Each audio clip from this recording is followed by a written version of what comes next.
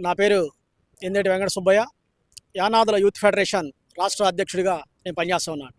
ఈరోజు గుంటూరులోని కలెక్టర్ ఆఫీసులో జరిగేటటువంటి స్పందన కార్యక్రమానికి వచ్చి, ఈ స్పందన కార్యక్రమం ద్వారా మా యానాదులు ఎవరైతే ఉన్నారో గిరిజన యానాదులకి జరుగుతున్న అన్యాయాన్ని అర్జీ రూపంలో కలెక్టర్ గారికి ఇవ్వడం జరిగింది.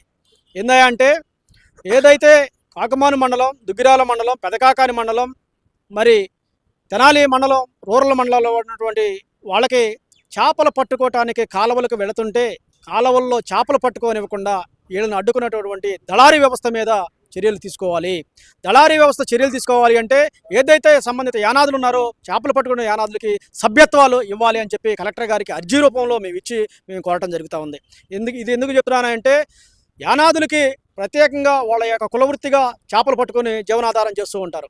వాళ్ళకి ఇప్పటికీ కూడా సభ్యత్వాలు లేనటువంటి యానాదులు ఎవరైతే ఉన్నారో వాళ్ళందరినీ కూడా దళారులు మోసం చేస్తూ అన్ని రకాలుగా కూడా ఇబ్బంది పెడుతూ ఉన్నారు. వీళ్ళ యొక్క వల లాక్కుంటూ ఉన్నారు. వీళ్ళకి రావాల్సినటువంటి కాలవల్లో చేపలు పట్టుకుంటే ఆ చేపలను కూడా తీసుకొని వీళ్ళని భయభ్రాంతులకు గురి చేస్తూ కొట్టి తిట్టి వీళ్ళని పంపిస్తూ ఉన్నారు. అయ్యా, నేను ఒకటే చెప్తా ఉన్నాను, ఈ మీడియా పత్రిక అండ్ ఎలక్ట్రానిక్ మీడియా ద్వారా మా యొక్క యానాదులను గుర్తించి వాళ్ళకి ఏదైతే ఉన్నారో అర్హులైనటువంటి యానాదులకి సభ్యత్వాలు ఇచ్చి వాళ్ళని కాలవల్లో చేపలు పట్టుకునేటట్టు